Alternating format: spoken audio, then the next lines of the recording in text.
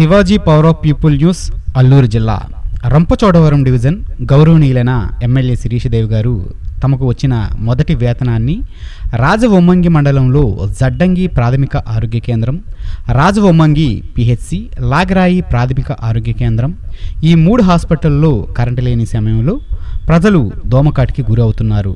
అలాగే బాలింతలు, చిన్నపిల్లలు కరెంటు లేక చాలా రోజులుగా ఇబ్బందులకు గురవటం చూసి ఎమ్మెల్యే శిరీషదేవి గారు మొదటి వేతనాన్ని అందుకొని టీడీపీ యువత అధ్యక్షులు మఠం విజయభాస్కర్ గారు, ఎమ్మెల్యే శిరీషదేవి గారు హృదయపూర్వకంగా ఇవ్వటం జరిగింది.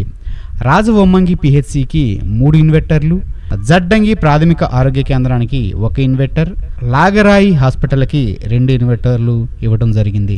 ఈ కార్యక్రమంలో రాజవొమ్మంగి టీడీపీ, బీజేపీ, జనసేన నాయకులు, అలాగే వట్టిగెడ్డ టీడీపీ నాయకులు పల్లి నానాజీ గారు, మాకిరెడ్డి లోవా గారు, ఓట అప్పలనాయుడు గారు, ఓట ప్రసాద్ గారు పాల్గొన్నారు. ఈ కార్యక్రమం అయిన అనంతరం వట్టిగెడ్డలో ఆటో డ్రైవర్ అవ్వుగెడ్డ వెంకటరమణ గారు శుక్రవారం తుదిశ్వాస విడిచారు.